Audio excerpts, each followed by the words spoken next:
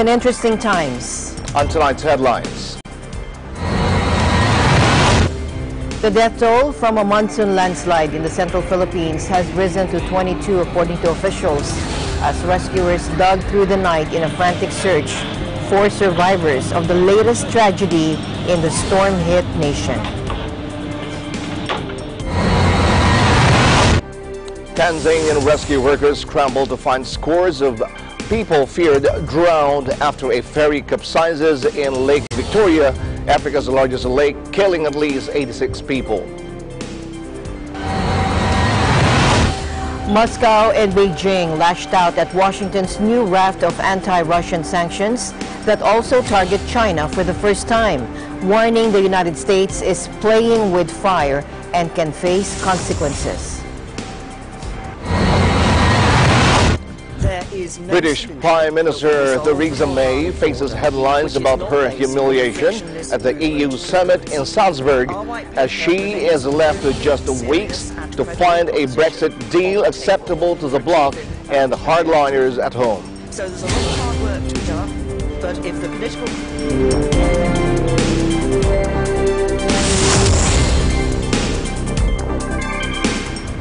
I'm Alma Angeles, wherever you're watching from around the globe. Thank you very much for joining us tonight.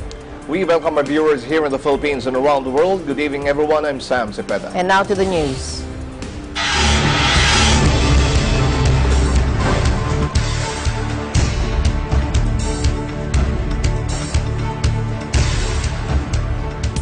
In Cebu, the death toll from a monsoon landslide in the central Philippines, or Cebu, has risen to 22. According to officials, as rescuers dug through the night in a frantic search for survivors of the latest tragedy in the storm-hit nation.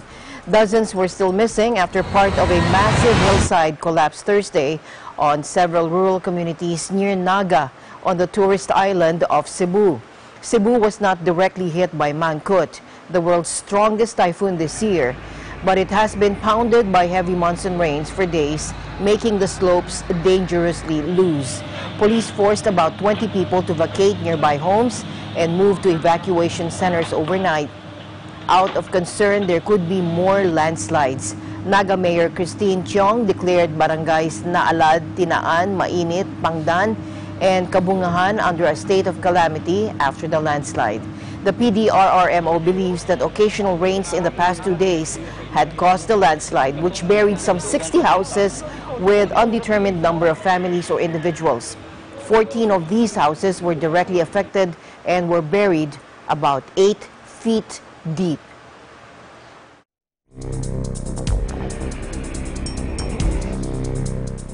As search for survivors unfolded, efforts continued in the hunt for bodies in the mining area of Itogon in the mountainous north of the Philippines, which was the area worst hit by the typhoon. Most of those killed in the storm died in landslides in the Cordillera Range, which includes Itogon and other towns in a region known for gold mining. Police said on Thursday that the death toll may rose to 88, primarily due to corpses recovered from the Itogon slide. Mangkhut swamped fields in the nation's agricultural north and smashed houses when it tore through at the weekend. Itogon is one of the country's oldest mining hubs, with known gold panning activity stretching back to before the 17th century Spanish colonial conquest. Thousands of people from all over the country still flock to the upland town, seeking their fortune in largely unregulated mining, which is accompanied by periodic deadly accidents. Sa mga rescuer, we always believe miracles. Miracles happen. Miracles happen. And of course, nandyan yan, God has His own purpose, but basically sa amin na side, sa amin na mga responders, this is the reason why we are very aggressive pa rin ngayon, malakas pa rin kami kahit 6 na araw to, makikita mo yung mga volunteers natin, lahat na nandito ngayon, yung kapulisan natin, kasunduluan natin, dahil niniwala kami that miracles will happen.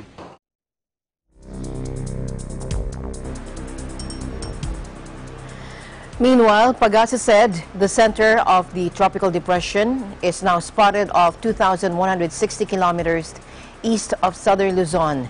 The weather disturbance, which is still outside the Philippine area of responsibility, packs a maximum sustained winds of 55 kilometers per hour near the center and gustiness of up to 65 kilometers per hour. It's moving north-northwest at 20 kilometers per hour and may intensify into a tropical storm on Saturday morning. Now, according to Pagasa, the tropical depression is expected to enter PAR on Sunday afternoon as a tropical storm and will be locally named as Paeng. It may further intensify into a severe tropical storm on Monday morning and to a typhoon by Tuesday morning and may affect extreme northern Luzon around Friday next week. Pagasa said the tropical depression is still far to have any effect in the country.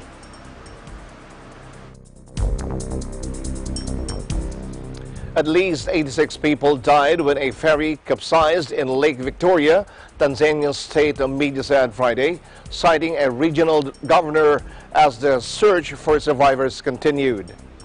The number of those found alive after Thursday's disaster remains 37, with no more survivors found since rescue operations resumed Friday morning.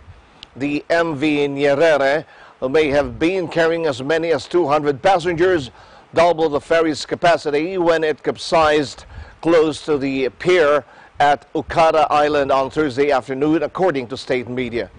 Tanzania's Electrical, Mechanical and Services Agency, which is responsible for ferry services, said it was unknown how many passengers were aboard the MV Nyerere. The aging ferry was also carrying cargo, including sacks of maize, bananas and cement, when it overturned and then sank around 50 meters from Ukara dock. The cause of the accident was not immediately clear, but overloading is frequently to blame for such disasters.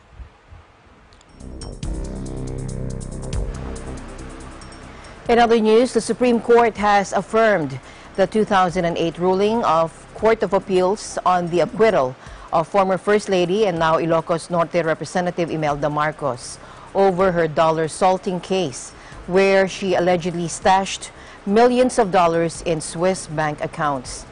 In a 53-page decision penned by Associate Justice Marvic Leonen, the Supreme Court's Third Division denied the petition for review filed by the late Solicitor General Frank Chavez against Marcos. Marcos was acquitted of 32 counts of dollar salting in 2008 by the Manila Regional Trial Court Judge Silvino Pampilo Jr. Dollar salting is committed when dollars are removed from the Philippines without approval from the central bank and transferred to an account outside the country. In 2007, Pampilo rejected Chavez's motion for inhibition, which accused the judge of bias largely on the basis of how he scheduled Chavez's testimony. Now, the High Court, however, ruled that it is up to the judge if he would inhibit from hearing a case. In acquitting Mrs. Marcos, the Supreme Court said the RTC, quote, noted that the documents presented were photocopies and that the prosecution had not established any basis for presenting them instead of the original documents. Thus, the Supreme Court said, quote, the RTC found that the prosecution failed to present competent proof of the alleged offense and of the conspiracy among the accused.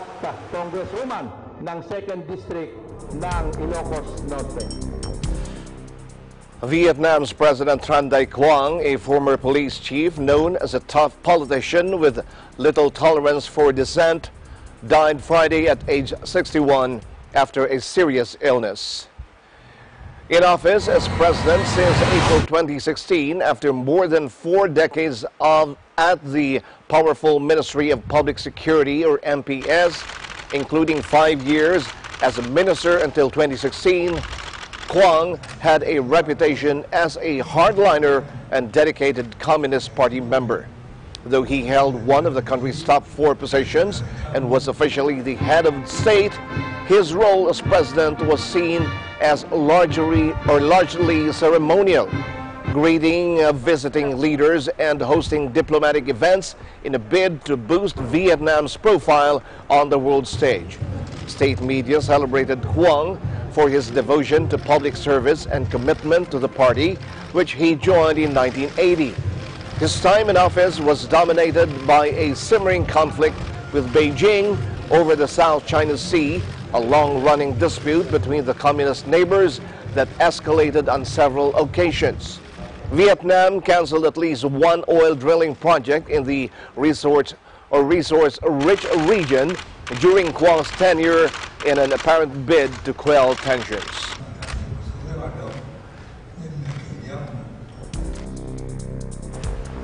In other news, Israel has a new high-speed rail line that's an engineering marvel.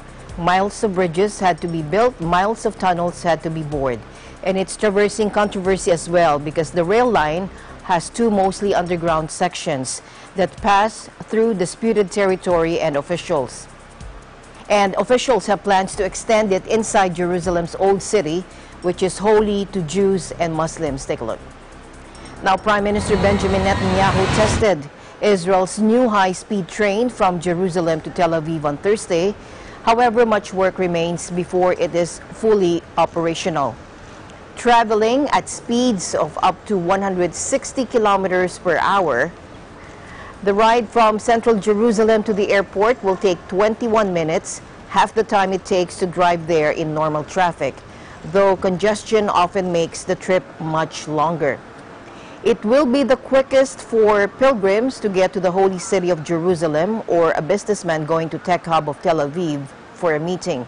It's also going to reduce the commute between the Mediterranean plains and the Judean hills, which usually takes about an hour to less than 30 minutes. Now, this project truly is immense. There's 14 kilometers of tunnels and bridges, but it isn't without controversy. As said earlier, this tunnel runs through the West Bank. Israel also wants to extend the line to include a Western Wall station, which would be sure to spark criticism. The Western Wall is located in the ancient Old City in East Jerusalem, occupied by Israel in 1967 and later annexed in a move never recognized by the international community. The Western Wall is considered one of the last remnants of the Second Jewish Temple destroyed by the Romans in 70 AD. While Israel sees all of Jerusalem as its undivided capital, the Palestinians view East Jerusalem as the capital of their future state.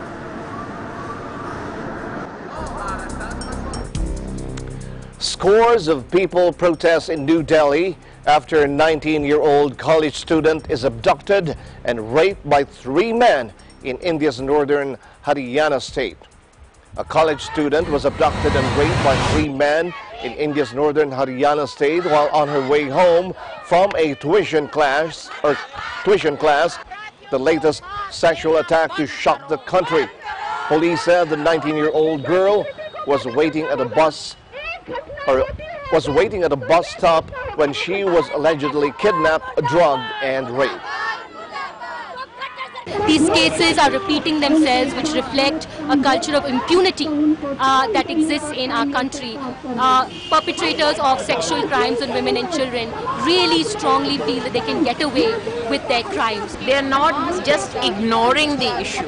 What is worse, the criminals enjoy state patronage, and that is what makes matters worse, because they know that they can do whatever and still can go scot-free. I mean, what kind of society we are living, where such kind of brutal and heinous crime is being done. Sexual violence is rife in India, with nearly 40,000 rape cases reported in 2016. Activists say this is just the tip of the iceberg. India has been the focus of international attention since the 2012 gang rape and murder of a student on a Delhi bus sparked nationwide protests and highlighted its poor record on sexual violence.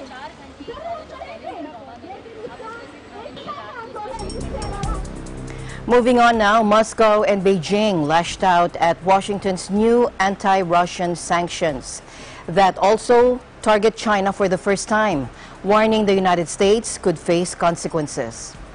The United States is playing with fire, Russia's Deputy Foreign Minister Sergei Ryabkov said, while Beijing voiced strong indignation over the move. The U.S. State Department said Thursday it was placing financial sanctions on the Equipment Development Department of the Chinese Ministry of Defense and its top administrator for the recent purchase of Russian Sukhoi Su-35 fighter jets and S-400 surface-to-air missiles. Take a look.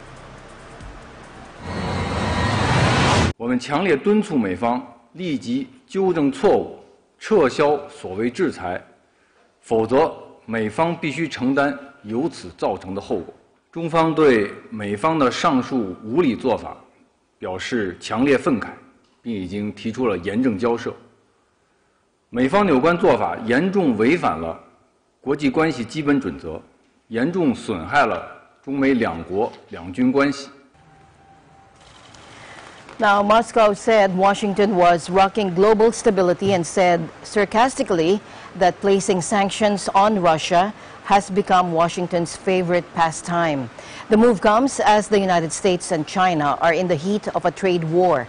The two countries will launch new tariffs on Monday, with Washington targeting $200 billion in Chinese exports and Beijing hitting $60 billion worth of American products. The two sides have already imposed tariffs on $50 billion in goods from each country.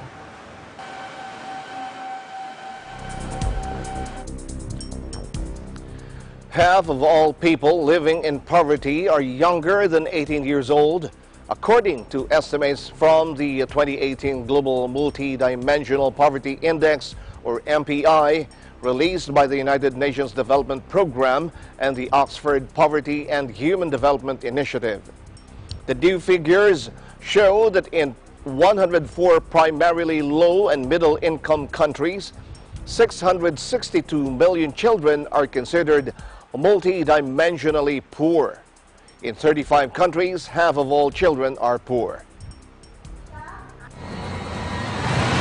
Half of the people that we describe in this multidimensional poverty index are actually children. This should make us all sit up. It's an entire next generation that in hundreds of millions of people and lives and individual pathways through life are trapped in poverty. The MPI looks beyond income to understand how people experience poverty in multiple and simultaneous ways. It identifies how people are being left behind across three key dimensions: health, education, and living standards, lacking such things as clean water, sanitation, adequate nutrition, or primary education.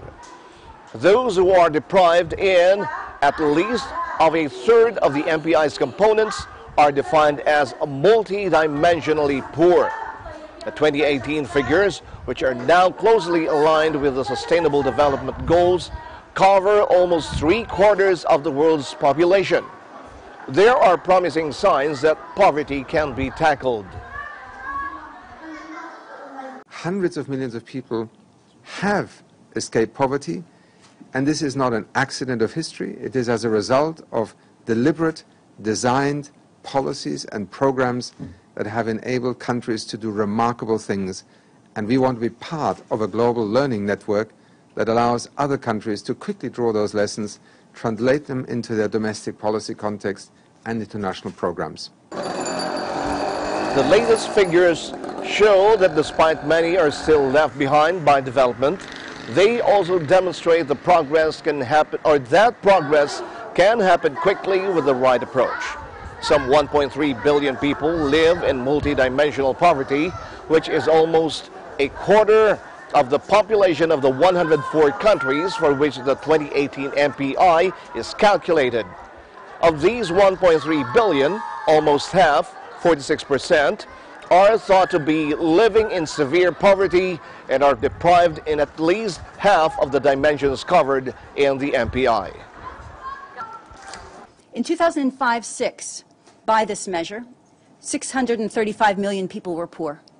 In 2015-16, that had come down to 364 million. What that means is that 271 million people had moved out of poverty in India in 10 years.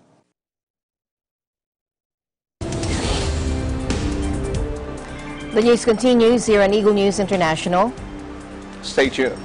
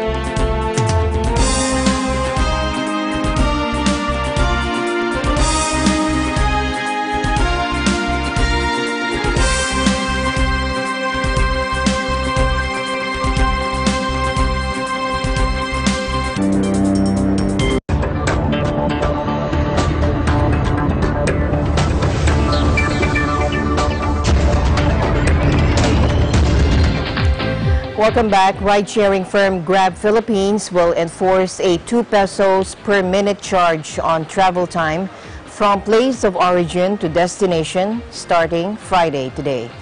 Now, this is in compliance with the directive of the Land Transportation Franchising and Regulatory Board earlier this month, which allows transportation network companies to impose the per minute charge. Now, Grab said that the imposition of the per minute charge will encourage drivers of its transportation network vehicle services, or TNVS, units to have more trips, addressing the demand for rides of its passengers. Grab likewise announced that it will reduce its surge rates from 2 times to 1.6 times to help passengers adjust their transportation costs. The new surge cap takes effect this Friday.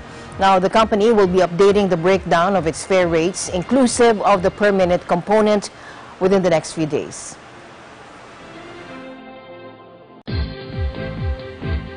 Gains from foreign exchange rate fluctuations and higher interest income boosted the Bangko Sentral ng Pilipinas' net income in the first 7 months of 2018, rising nearly 4 times year-on-year.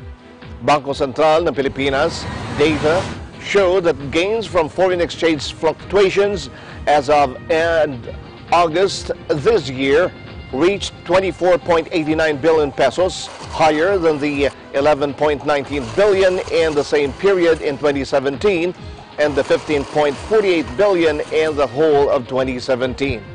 This contributed to the rise of the central bank net income of 33.7 billion at the end of the 7-year period, way higher than the 8.5 billion pesos in July last year. The improvement of the central bank's income transpired even as the local currency had lost about 8% against the US dollar since the start of the year. To date, the peso is trading the 53 to 54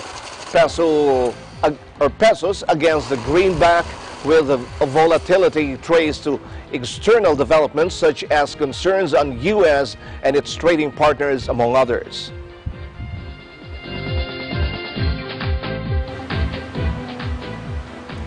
Worsening trade tensions and exchange of tariffs could cause significant economic costs to the global economy. This is according to the International Monetary Fund. The global lender is still assessing the impact of the duties imposed so far, but the economic costs, quote, will quickly add up, according to IMF spokesman Jerry Rice. The U.S. is due to impose punitive tariffs on $200 billion in Chinese goods on Monday, bringing the total to $250 billion on top of separate duties on steel and aluminum from around the globe. China has retaliated on $110 billion in U.S. goods, the majority of all its imports from the U.S. The imposition of additional tariffs by the United States on Chinese imports could come at a significant economic cost. Again, we're in the process of assessing that. The impact obviously depends, in terms of China. For example, the impact on China, how much China's domestic policies would be adjusted to dampen the negative growth effects, and the impact of the trade dispute on global confidence and financial conditions.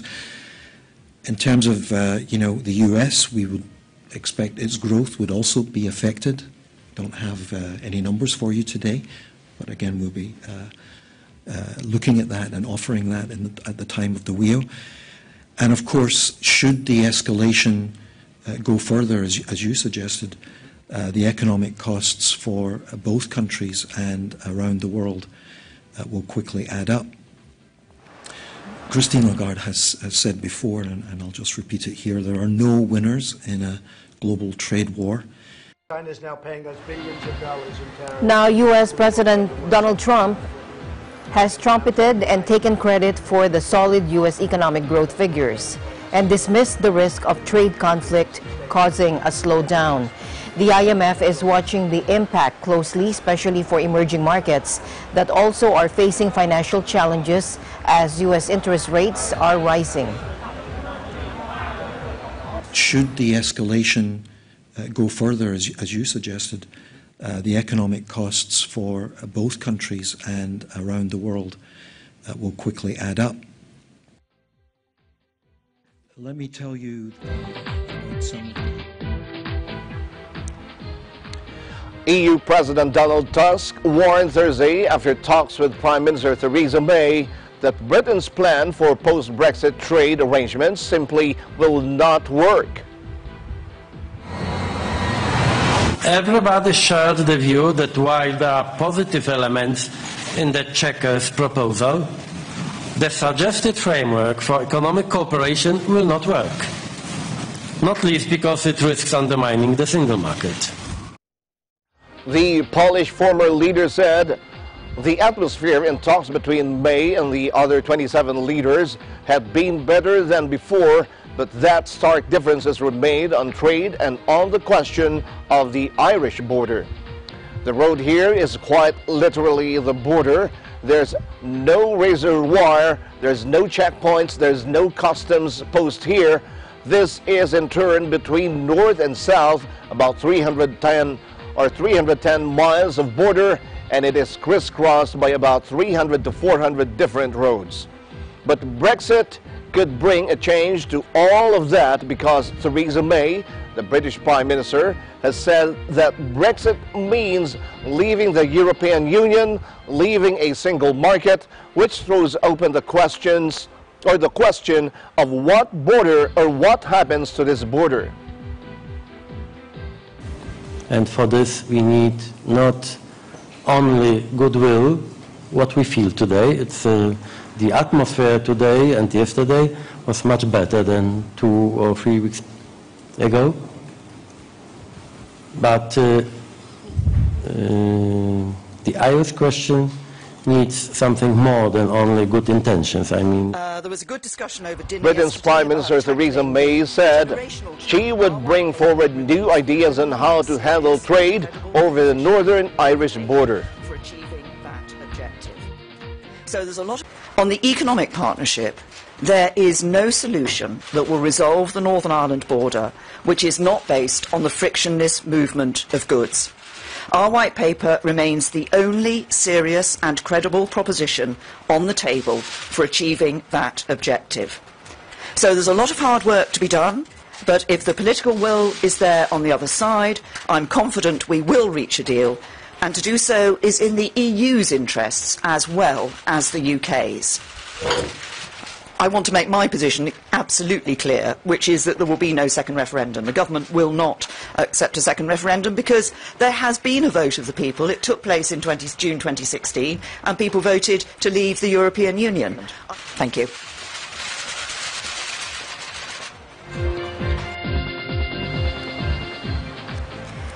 Meanwhile, this video you're about to see will explain the concerns of a breakup. The European Union is composed of 28 European countries. They have an economic and political partnership.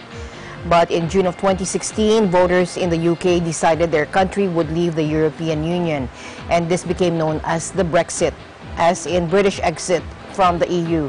It is a very complicated process. For instance, European Union countries trade with each other without tariffs on goods.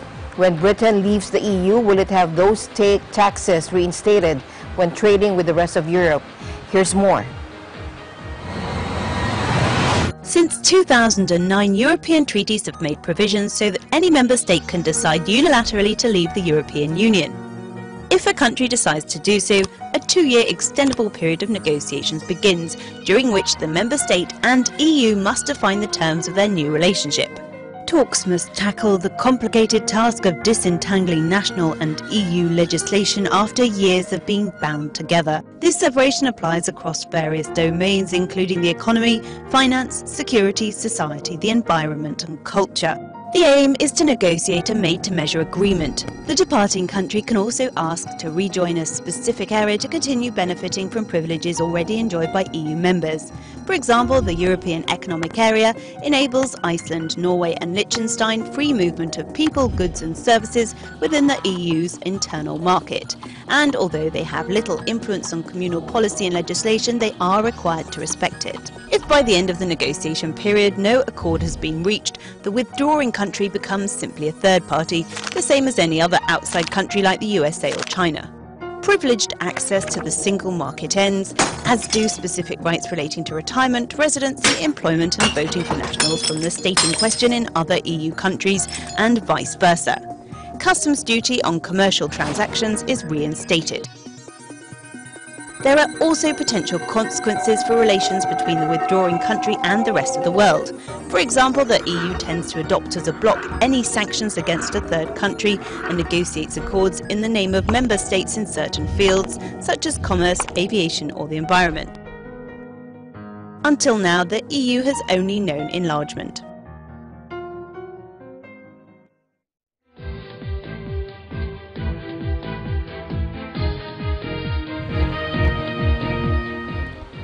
Indonesia's president has signed a moratorium on all new palm oil plantation development in a more hailed by environmentalists. The moratorium effectively halts any new land being made available for plantations in the world's top producer of the edible vegetable oil, a key ingredient in many everyday goods from biscuits to shampoo and makeup. According to Prabianto Mukti Wibowo, a deputy minister at the Coordinating Ministry for Economic Affairs, President Joko Widodo signed with the instruction, which will last 3 years on Wednesday. The moratorium is to improve the governance of sustainable palm oil plantations, provide legal certainty, increase the productivity of smallholder palm oil plantations, maintain environmental sustainability, and contribute to the reduction in greenhouse gases, he said. Plantations in Sumatra Island, Papua, and the Indonesian part of Borneo have expanded in recent years as demand for palm oil has skyrocketed, bringing huge profits to companies and healthy tax revenues to the government. But the rapid growth has been blamed for the destruction of tropical forests that are home to many endangered species, the forest fires that occur every year during the dry season due to illegal slash and burn clearance.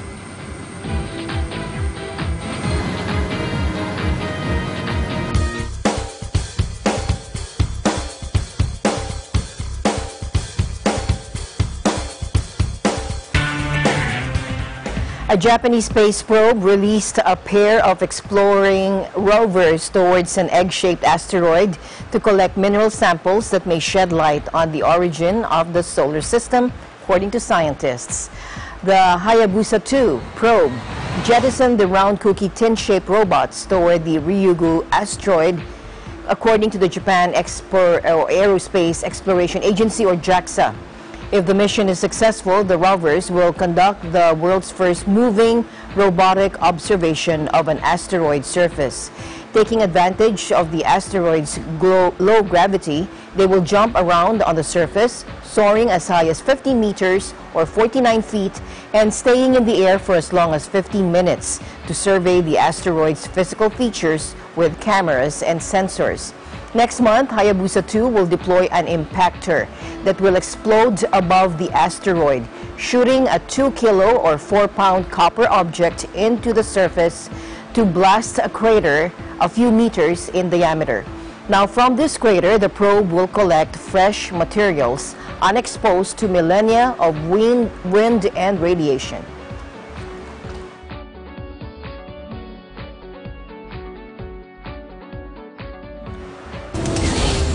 We'll be back with more news when Eagle News International returns. Stay with us.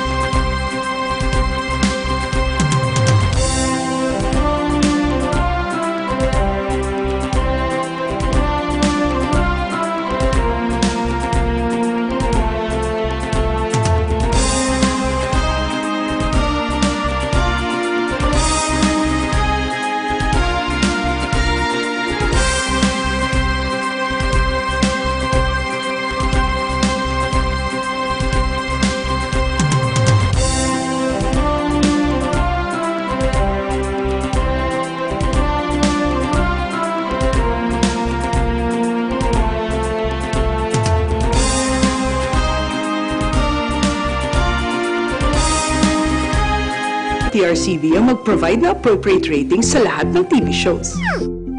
Para ugaliin ng pamilya ang responsableng panonood. Teamwork tayo, parents! Rated G, good for all. Oops, rated PG. Dapat may mga magulang para sagutin ang mga tanong ng kabataan.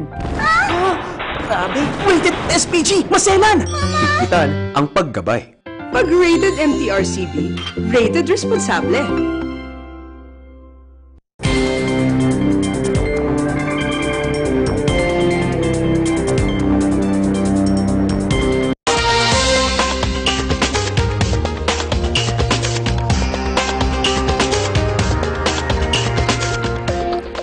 Heavy seasonal rains have caused the Niger and Benue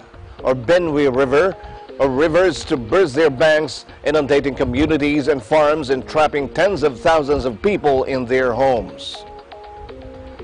Nigeria has declared a national disaster after severe flooding left about 100 people dead across 10 states. Heavy seasonal rains have caused the Niger and Benue River to burst their banks, inundating communities, farms, and trapping tens of thousands of people in their homes. Sani Dati from the National Emergency Management Agency, or NEMA, said they declared national disaster in 4 states: Kogi, Delta, Anambra, and Niger. Kogi or Koji and Niger are in central Nigeria, while Delta and Anambra are in the south. The Kogi state capital, Lokoja, lies in the confluence of both rivers and has been virtually submerged because of the rising waters. Why the federal government declared the state as a state of emergency is because of the volume and height of water destruction.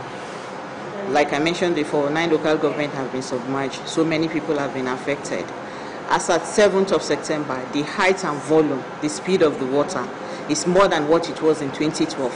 The only exception is that Lado Dam has not been opened. Those that are in temporary shelter now, trying to get their data to be able to reach them with relief materials, food and otherwise. And that is where we have on record 26,599 people displaced in 25 camps in these 6 local governments mentioned. But it is still ongoing.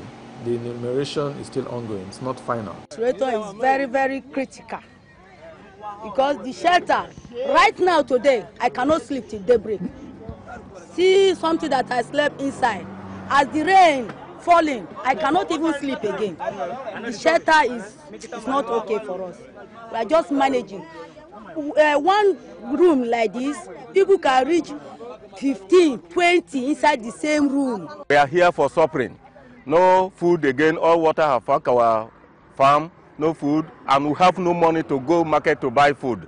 Nothing for us. We are suffering. No fish, all water cover everywhere. Our children did not go school, more going school again.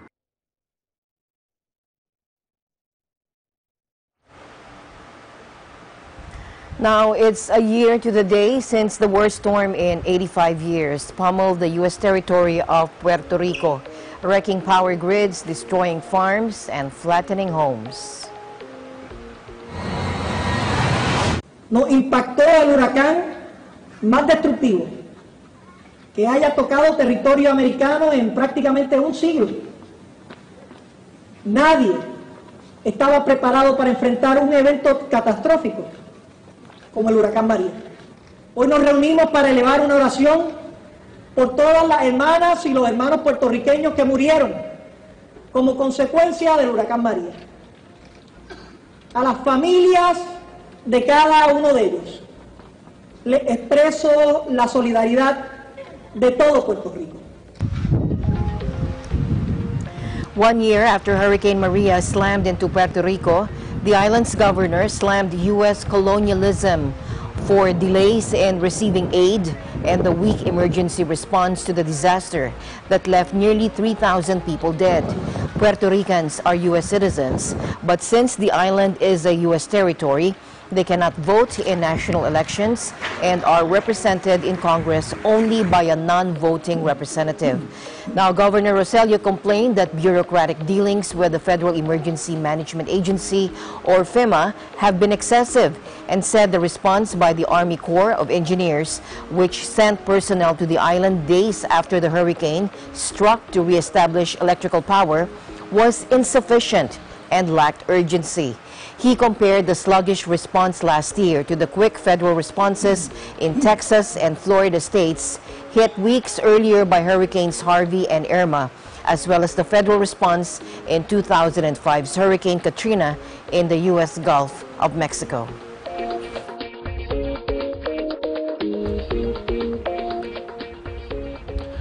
California restaurants will soon stop providing plastic straws unless customers explicitly ask for them under a new law signed on Thursday by the state's environment-friendly governor. Governor Jerry Brown said he hoped the measure, which goes into effect next year and is the first of its kind nationwide, would spur people to pause and think about an alternative before requesting a straw. Under the new law, restaurants that don't comply will get 2 warnings before being fined a maximum of $300 a year. Brown warned that plastics in all forms were choking our planet and pointed to the huge amount of plastic products dumped into the oceans every year, killing off marine life. The European Union in May proposed a block-wide ban on single-use plastics such as straws, cutlery, and cotton buds, while urging the collection of most plastic drink bottles by 2025. France plans to introduce a penalty system next year that would increase the costs of consumer goods made of plastic, including plates, cups, and utensils.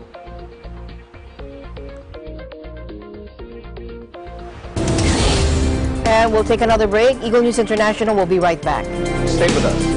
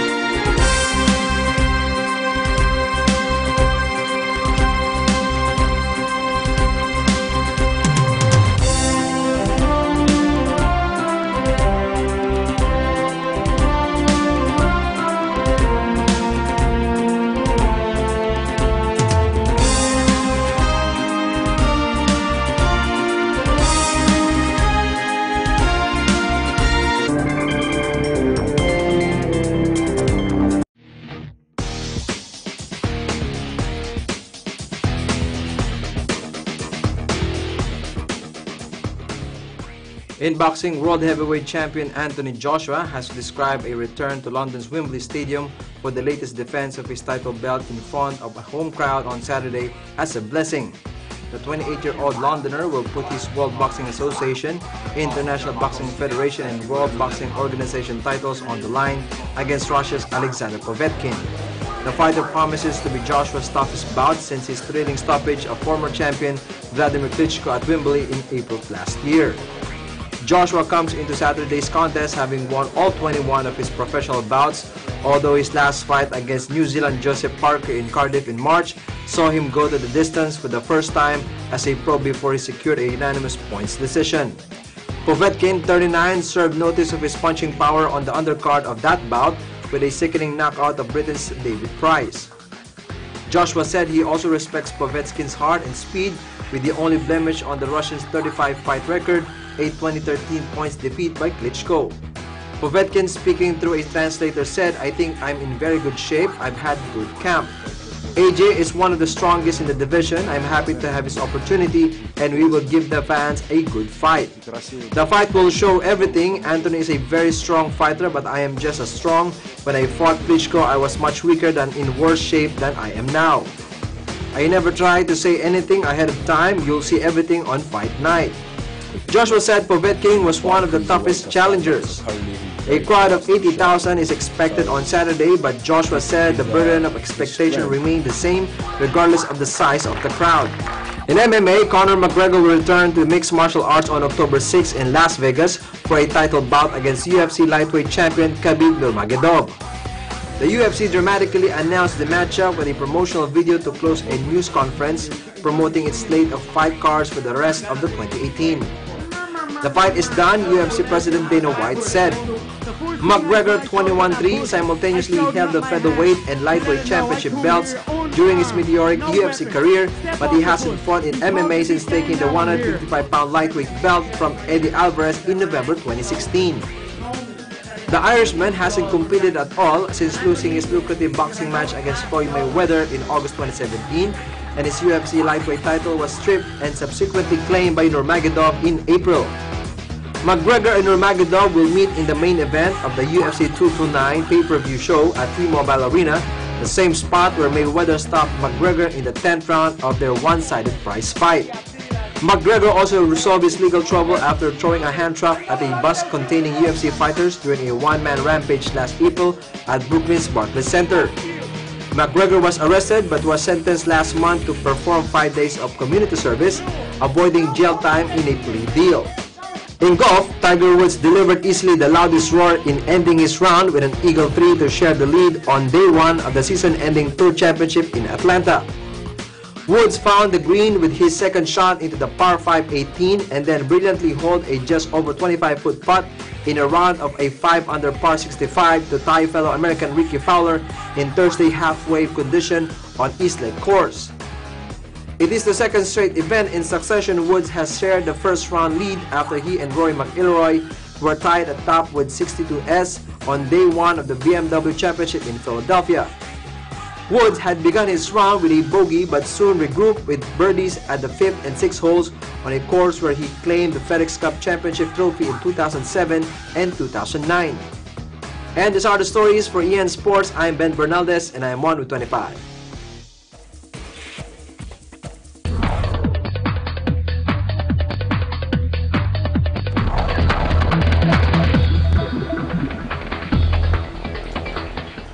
And finally in our news, Burberry's new creative director Riccardo Tisci made his debut show for the brand with its Spring-Summer 2019 collection at London Fashion Week.